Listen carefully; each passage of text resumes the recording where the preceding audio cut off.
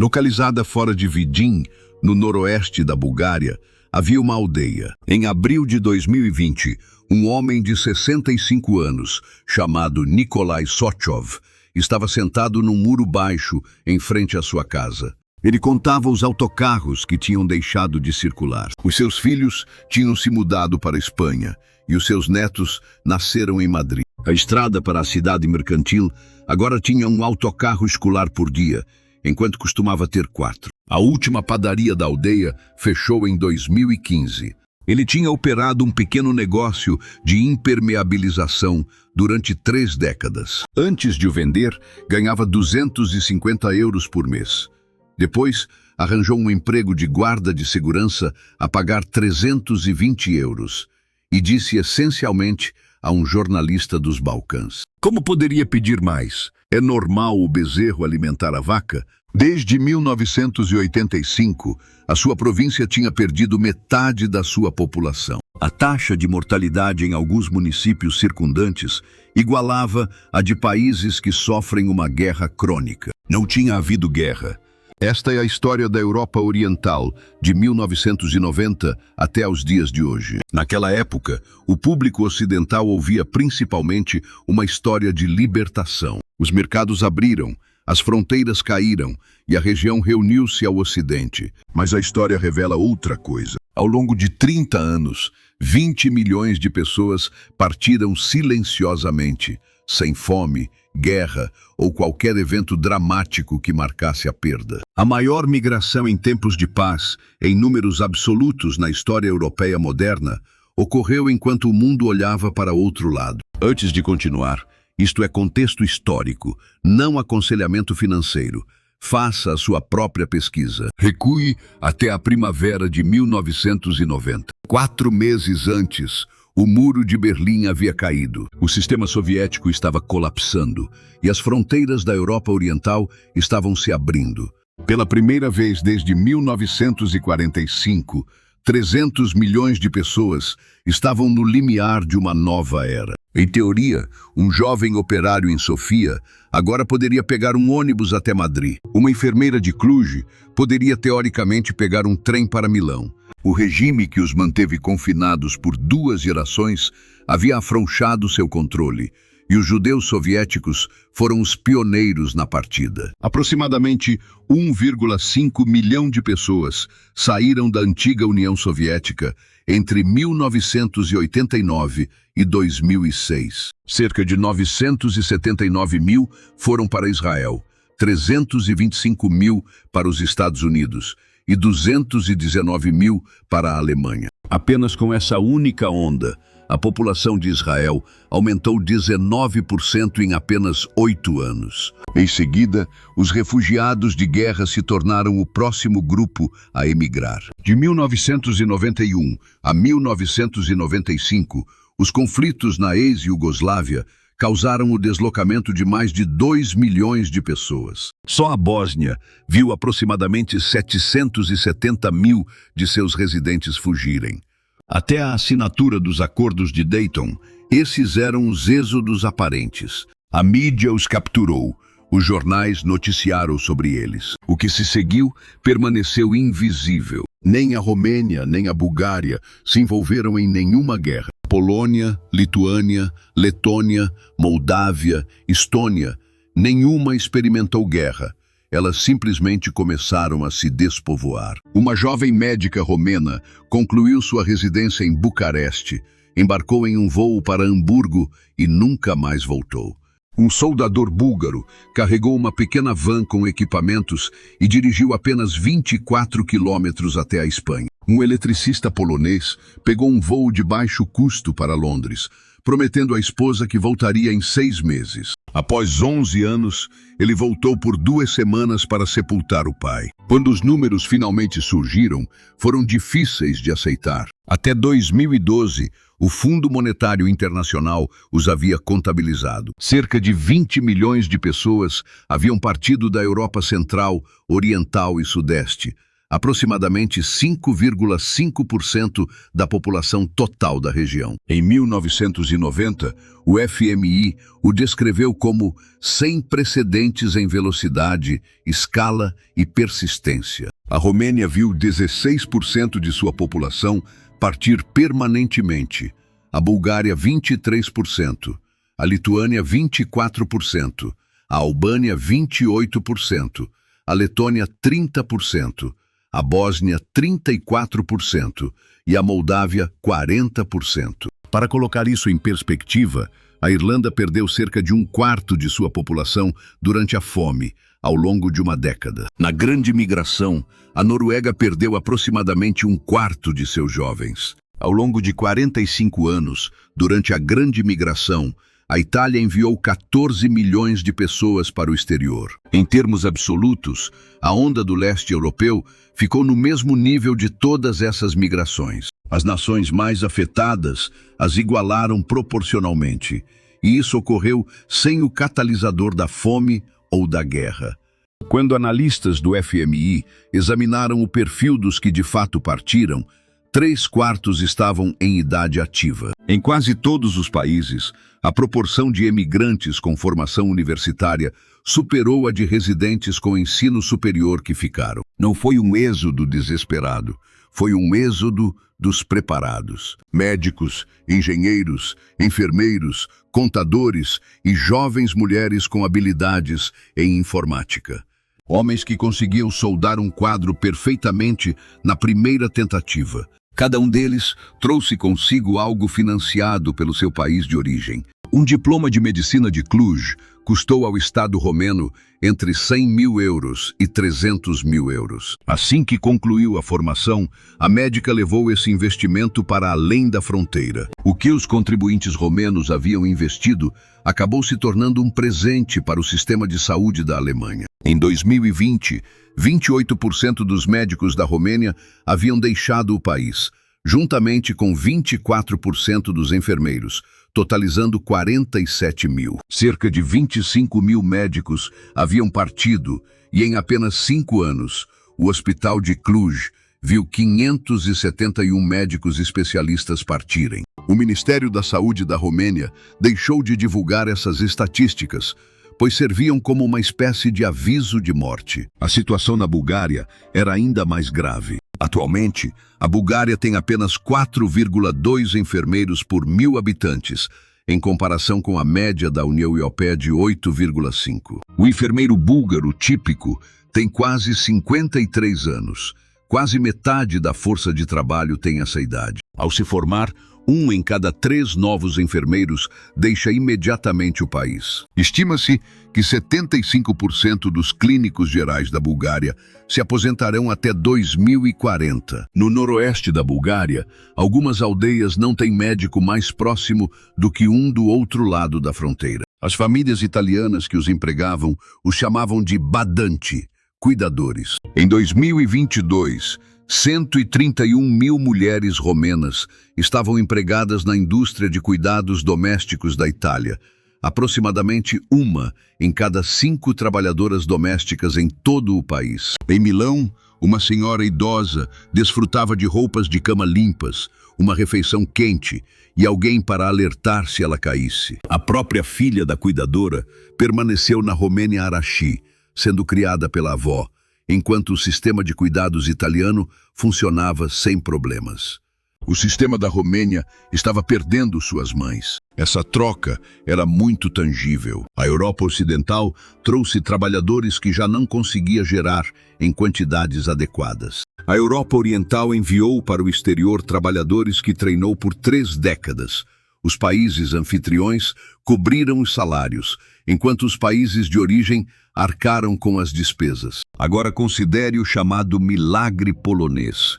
Entre todas as nações pós-comunistas, a Polônia é frequentemente aclamada como a história de sucesso. Entre 1990 e 2020, o PIB real quase triplicou. Varsóvia se transformou em um centro bancário repleto de arranha-céus de vidro. Bens que eram inimagináveis para seus pais agora estavam disponíveis nos supermercados poloneses. O exemplo histórico é quando o Reino Unido abriu seu mercado de trabalho para novos países da UE em maio de 2004. O governo do Reino Unido previu que cerca de 13 mil trabalhadores da Polônia poderiam chegar a cada ano em um período de 3 anos. O Reino Unido abrigava 1 milhão de poloneses, trabalhando como encanadores, pedreiros, eletricistas, faxineiros e cozinheiros. As autoridades polonesas optaram por não impedi-los de partir. As remessas de trabalhadores no exterior contribuíram significativamente para o boom econômico da Polônia. Para aqueles que permaneceram na Polônia, os salários aumentaram, em parte devido ao grande número de emigrantes. No entanto, a história era diferente em suas cidades e vilas natais. Łódź viu um declínio populacional de 12%. Łebzyk perdeu 1/4, e as regiões agrícolas do leste também sofreram perdas. A Polônia como nação cresceu, enquanto suas pequenas cidades industriais, na Silésia e no antigo cinturão industrial da República Popular, se despovoaram. Muitas cidades polonesas sofreram um esvaziamento. A prosperidade dos países anfitriões foi construída sobre esse movimento de pessoas. A Alemanha integrou cerca de 4 milhões de europeus orientais, enquanto Itália e Espanha juntos absorveram outros 4 milhões. O Reino Unido aceitou 1 milhão de poloneses e, posteriormente, mais meio milhão da Romênia e da Bulgária. Esses migrantes contribuíram com impostos, apoiaram as pensões dos idosos europeus ocidentais, trabalharam em hospitais, construíram casas e dirigiram caminhões. O sistema de previdência atual da Alemanha depende, em parte, das contribuições de pessoas em idade ativa, originárias da Bulgária, Polônia, Romênia e Lituânia. A força de trabalho jovem do leste europeu forneceu receita tributária, que ajudou a manter aposentadorias confortáveis na Europa Ocidental. Os custos do outro lado da fronteira levaram tempo para se materializar. Voltando-se para as vilas. Em 2021, o Instituto Nacional de Estatística da Bulgária publicou um número sobre o qual poucos em Sófia queriam falar. Havia 167 vilas búlgaras sem habitantes permanentes, 592 com 9 ou menos residentes, e 22% de todos os assentamentos tinham populações abaixo de 50. Uma vila chamada Matoshina, situada perto da fronteira turca, tinha 800 habitantes em 1965 e em 2022 ainda era habitada. Na década de 1940, a vila de Smichovo, perto de Rila, tinha apenas 14 habitantes. Em 2019, esse número havia subido para 130. Entre 2011 e 2021, a região leste da Letônia, Latgale, teve um declínio populacional de cerca de 17%, o que equivale a aproximadamente 52 mil pessoas. Os preços dos imóveis em certas cidades caíram tão drasticamente que os governos locais começaram a dar casas para quem quisesse morar lá e cobrir os custos de aquecimento. Visaginas, uma cidade lituana, foi construída em 1975 para acomodar os funcionários da usina nuclear de Ignalina. Em seu auge, Visaginas tinha 33 mil habitantes, mas a usina fechou em dezembro de 2009, um pré-requisito para a adesão da Lituânia à União Europeia. No ano de 2020, apenas 18.700 pessoas ainda viviam lá. A idade média era de 55 anos. O jovem engenheiro de Visaginas disse a uma publicação americana, em suma: "Nossa cidade permanecerá para sempre um monumento à era nuclear. No entanto, ela não pode sustentar os meios de subsistência de nossos habitantes. Os sinais externos são estes: vilas desertas, cidades abandonadas e cidades parcialmente vazias. De um veículo em movimento, parecem exemplos de abandono. Mas não é abandono, é o rastro deixado por 20 milhões de pessoas que partiram, incluindo as crianças. Em 2007, a Fundação Soros, na Romênia, contabilizou os números.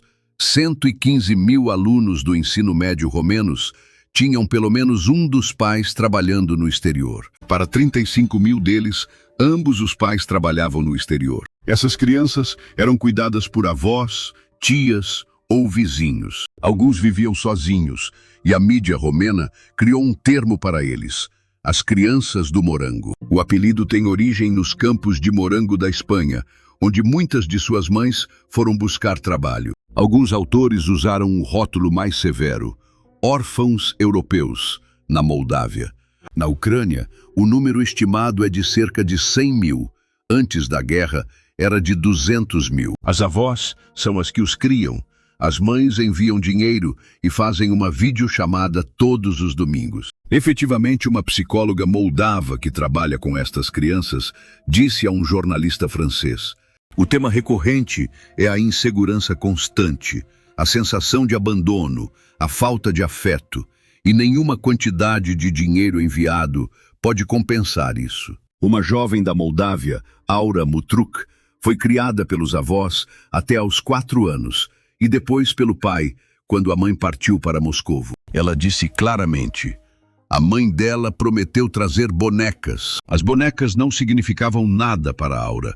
Tudo o que ela queria era que a mãe ficasse com ela.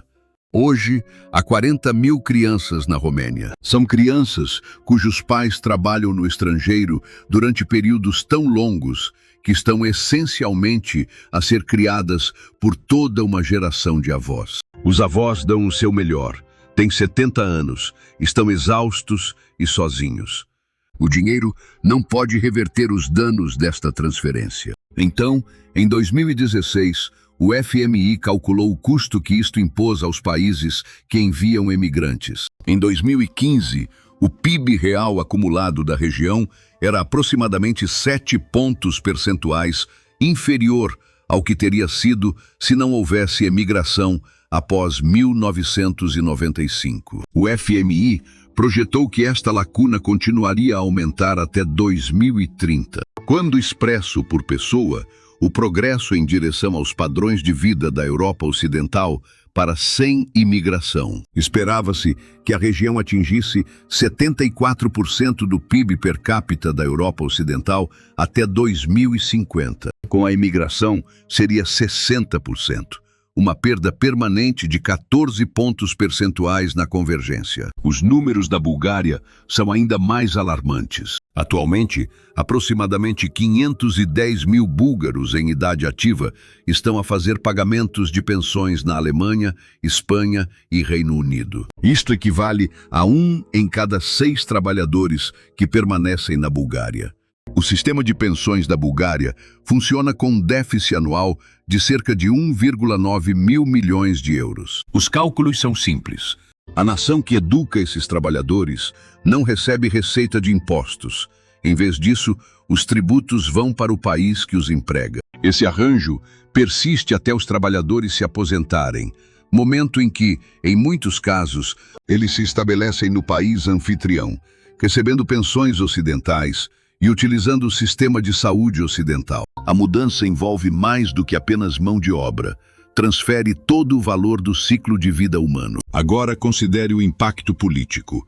Populações mais velhas votam de maneira muito diferente das mais jovens. Em 2025, o Banco Europeu para a Reconstrução e o Desenvolvimento publicou um relatório. Ele indicou que, em toda a Europa pós-comunista, o eleitor mediano é agora cerca de 2 anos mais velho que o adulto médio. Na Bulgária, políticos que prometem reformas previdenciárias tendem a perder eleições, enquanto aqueles que se comprometem a proteger os benefícios existentes vencem. O apoio a vários partidos populistas e nacionalistas atinge o pico nas áreas despovoadas do Noroeste. Na Romênia, o apoio ao partido AUR corresponde às regiões que sofreram a maior perda de trabalhadores. Na Hungria e na Polônia, o mapa de apoio populista se alinha com o mapa de declínio industrial pós-1990. Essa correlação não é coincidência. Descreve uma região que viu seus jovens partirem, seus hospitais esvaziarem e suas escolas fecharem. Seus filhos crescem votando como ausentes para qualquer um que prometa parar o declínio. Não importa se esse político realmente tem um plano realista para detê-lo. As questões econômicas e políticas acabaram sendo idênticas. Então, O que realmente funcionou? Esta história não tem uma vitória clara. Nenhum país reverteu a tendência, nenhuma política a interrompeu. Mas dentro da catástrofe, algumas pessoas, lugares e escolhas se saíram melhor do que outras. O que inicialmente se mostrou eficaz foi o vínculo com a diáspora. Uma família polonesa em Łódź, com um irmão empregado em Birmingham. Esse arranjo se manteve em cada período de estagnação salarial polonesa, cada flutuação da moeda polonesa e cada crise política polonesa. Cada mês, o irmão enviava 200 libras. Esses 200 libros, uma vez convertidos em zlotys, cobriam o custo de aquecimento e medicamentos. A Polônia não estava sozinha nessa situação. Na Albânia, o dinheiro enviado para casa por parentes no exterior atingiu o pico de 28% de toda a economia do país. Para a Moldávia, esse número chegou a 34,5% da renda nacional durante o pico de 2006. Kosovo e Bósnia ainda hoje registram percentuais de 2 dígitos. Não há nada de glamouroso na economia de remessas. É um irmão fazendo horas extras em Munique para que sua irmã possa manter seu apartamento em Plauen. É uma filha trabalhando como faxineira em Dortmund para permitir que sua mãe compre insulina em Skopje. É um filho entregando encomendas em Manchester para que seus pais possam permanecer em sua aldeia polonesa. No entanto, este sistema funciona. As nações que facilitaram transferências fáceis para casa mantiveram sistemas bancários operacionais e impuseram controles cambiais mínimos. Esses países tiveram um desempenho melhor do que aqueles que não adotaram tais medidas. Albânia, Moldávia e Kosovo não são nações ricas. Além disso, não experimentaram o mesmo tipo de despovoamento rural observado nas aldeias búlgaras. O dinheiro enviado para casa manteve as famílias funcionando. Esse mecanismo permanece inalterado até hoje. Uma família que tem um assalariado operando em uma área de moeda diferente possui uma forma inerente de seguro. Isso serve como proteção contra o colapso de qualquer moeda ou mercado de trabalho individual. Outro fator que se mostrou bem-sucedido foi o comércio. Em 1998, um jovem eletricista polonês enfrentou 3 escolhas. Ele poderia ficar em sua cidade natal, ganhando $300 por mês, com pouco trabalho na maioria das semanas, ou poderia se mudar permanentemente para o exterior. Alternativamente, ele poderia pegar um ônibus para Londres em um domingo à noite. Ele poderia trabalhar 80 horas e voltar para casa no sábado de manhã, carregando 1.000 libras. Centenas de milhares de trabalhadores da Polônia, Romênia e Bulgária escolheram a terceira opção, tornar-se migrantes circulares. Ele era um trabalhador equipado com cinto de ferramentas e passaporte, vendendo seus dias de trabalho por libras e seus fins de semana por zlotys. Isso era diferente da imigração. O migrante circular mantinha sua casa, cônjuge, filhos e vila, trabalhando no exterior para sustentar sua vida em casa. Ele usava sua renda estrangeira para comprar imóveis e proporcionava educação aos seus filhos em seu país de origem.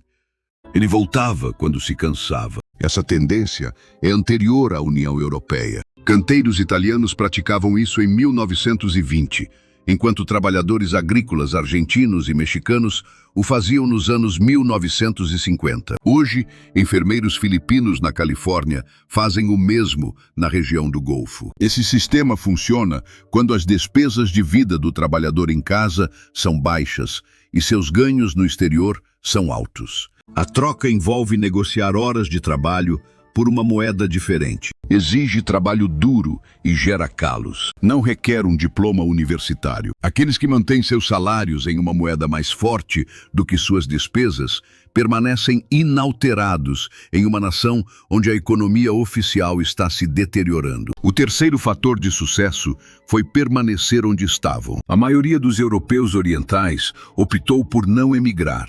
Apenas uma minoria partiu. Os 76 milhões que permaneceram na Polônia, Romênia e outras nações tiveram que construir algo a partir do que restou. 2 fatores críticos caracterizaram os lugares que conseguiram construir. Eles possuíam uma população estável de não emigrantes, além de capital de retorno daqueles que haviam ido para o exterior. Uma cidade polonesa que recebeu de volta seus emigrantes para as férias, utilizando suas reformas residenciais financiadas por libras e filhos educados no Ocidente, superou uma vila búlgara. Essa vila não recebeu tais benefícios e viu seus serviços de ônibus pararem completamente. O mecanismo subjacente não é um dispositivo financeiro, é um tecido social denso o suficiente para acomodar sua própria mobilidade. Laços familiares que permaneceram intactos a uma distância de 15 milhas. Uma cidade que conseguia identificar quais filhos enviavam remessas para casa e quais não. Uma igreja, escola ou praça da cidade que oferecia aos trabalhadores que retornavam um local para investimento. As áreas da Europa Oriental, que suportaram esse choque de 3 décadas, conseguiram porque seu tecido social se manteve unido. Onde se rompeu, os lugares se esvaziaram. O quarto elemento crucial foi a linguagem. Havia eletricistas poloneses que aprenderam inglês, enfermeiras romenas que aprenderam italiano e engenheiros búlgaros que se tornaram proficientes em alemão. Eles ganhavam salários mais altos, assimilavam mais rapidamente e enviavam mais dinheiro para suas famílias. Aqueles que não aprenderam o idioma local recebiam salários mais baixos. Eles trabalhavam em equipes de construção exclusivamente polonesas no oeste de Londres, ou em grupos de trabalho agrícola exclusivamente romenos na Andaluzia. Acabaram em empregos piores e foram os primeiros a serem dispensados quando a economia vacilou. A capacidade linguística tornou-se o ativo portátil de menor custo em uma geração definida por recursos portáteis. Essas habilidades não custavam nada para aprender, nunca poderiam ser confiscadas e acompanhavam o trabalhador através de qualquer fronteira. Uma enfermeira romena fluente em italiano ganhava 50% mais do que uma enfermeira romena que não falava italiano fluentemente. Durante 4 décadas de sua carreira, essa diferença salarial aparecia em sua conta bancária todos os meses. O quinto fator consistia em ativos tangíveis localizados no país de origem. Considere a mulher polonesa de uma vila que enviou seu filho para a Inglaterra. Ela colocou em uso o dinheiro que ele mandava para casa. Ao adquirir 2 hectares adicionais, a riqueza de sua família permaneceu estável através de cada flutuação do zloty, cada crise bancária polonesa e cada convulsão política europeia. Aquela aldeã polonesa, depois de enviar seu filho para a Inglaterra, usou as remessas dele para comprar ações na Bolsa de Valores de Varsóvia. Em 2008, ela viu metade desse investimento desaparecer. Esta é a lição financeira mais duradoura da história da Europa Oriental. A terra é tanto local quanto tangível. Os governos têm o poder de desvalorizar moedas e bloquear contas bancárias. Mas nenhum governo pode desvalorizar um hectare de terra agrícola ou uma casa modesta numa vila mercantil. A terra é indiferente a qualquer moeda que seja popular. A casa permanece inalterada, independentemente do governo que estiver no poder. Nas últimas 3 décadas, famílias na Europa Oriental emergiram com sua riqueza preservada. Frequentemente, eram as pessoas que investiram a renda de seus melhores anos de trabalho em ativos tangíveis em solo natal, ativos que seus filhos poderiam mais tarde herdar. Poderia um padrão semelhante ocorrer na Europa Ocidental ou nos Estados Unidos? Já está começando a acontecer. Por 3 décadas, vilas nas regiões da Calábria e Basilicata, na Itália, têm perdido população. Em 2023, a taxa de natalidade da Itália atingiu o menor nível de todos os tempos. O governo italiano tem vendido casas por €1 para qualquer pessoa disposta a morar nelas. Desde 2008, o interior rural da Espanha perdeu cerca de 1 em cada 3 jovens trabalhadores. Em Castela e Aragão, certas áreas caíram abaixo do nível populacional necessário para manter uma escola em funcionamento. Por 4 décadas, condados rurais nas grandes planícies e nos Apalaches dos Estados Unidos sofreram declínio populacional em taxas compostas. O padrão difere. Os americanos se mudam dentro das fronteiras nacionais, em vez de atravessá-las. No entanto, o processo subjacente é idêntico. Jovens trabalhadores partem de suas cidades natais e nunca mais voltam. As comunidades que financiaram escolas, estradas, hospitais, bibliotecas e igrejas não são as que recebem as rendas daqueles que utilizam esses serviços. A troca é unidirecional. O custo acaba aparecendo como déficits previdenciários, bases tributárias encolhendo e o fechamento gradual de serviços. A percepção da vila de Nikolai Tchotchov, em Vidin, onde ele se senta em um muro contando ônibus que não operam mais, se aplica além da Bulgária. Esta é uma lição universal para qualquer comunidade que falha em reter seus jovens. Uma comunidade que perde sua população em idade ativa não se recupera rapidamente. Na verdade, nunca se recupera em qualquer período concebível. Seus habitantes idosos testemunharão que as escolas nunca reabrem, os hospitais permanecem vazios e as padarias desaparecem para sempre. Avós criam seus netos contando com remessas e orações. Uma reflexão que perdurou ao longo da minha pesquisa.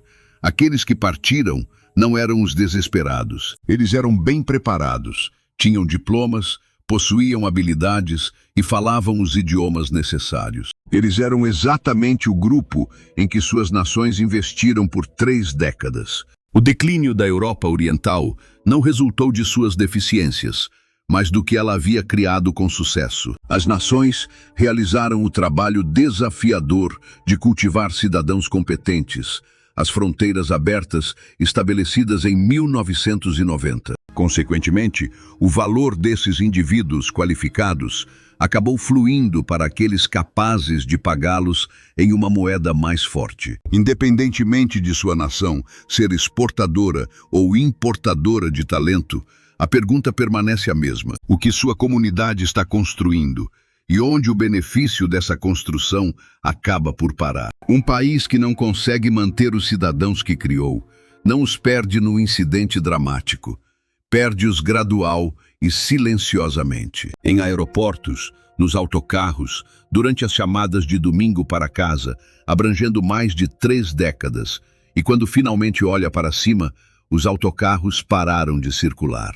Obrigado por sintonizar. Reservo tempo para ler cada comentário neste canal. As perguntas, as histórias pessoais, as correções e as discussões. Este canal cresce porque você vê, divulga e recomenda para as pessoas ao seu redor. Que este tipo de conteúdo histórico merece 30 minutos do seu tempo. Agradeço muito por isso. No final, o que acabou de ver é uma história sobre a verdadeira natureza da riqueza. Não dinheiro, nem ações, nem um número digital. A verdadeira riqueza é uma jovem formada como enfermeira que decide ficar. A verdadeira riqueza é um filho que regressa às suas raízes. Riqueza é uma comunidade onde os autocarros ainda estão em funcionamento. Esta mesma questão foi colocada pelo texto de economia mais antigo do mundo, da autoria de Xenofonte de Atenas, em 362 a.C. Ele era um guerreiro, discípulo de Sócrates e agricultor de posição nobre. A sua obra assume a forma de um diálogo. 2 pessoas a discutir o assunto. Então, o que constitui riqueza genuína? Xenofonte deu uma resposta direta. Riqueza é a capacidade de fazer as coisas renderem, não ouro trancado. Para alguém que sabe andar a cavalo, um cavalo representa riqueza. Para alguém que sabe cultivar, a terra representa riqueza. Um trabalhador qualificado é um ativo para a nação que consegue retê-la. Modernizei o livro dele para o público de hoje. A mesma conversa, a mesma questão. Apenas uma era diferente. O livro chama-se O Economista. Pode ser encontrado nos formatos digital, brochura e áudio. Encontrará os links abaixo na descrição. Este é o primeiro livro de economia alguma vez escrito. Ler isto agora, juntamente com o que você acabou de assistir, ajudará você a compreender uma percepção que a maioria dos economistas deixou passar.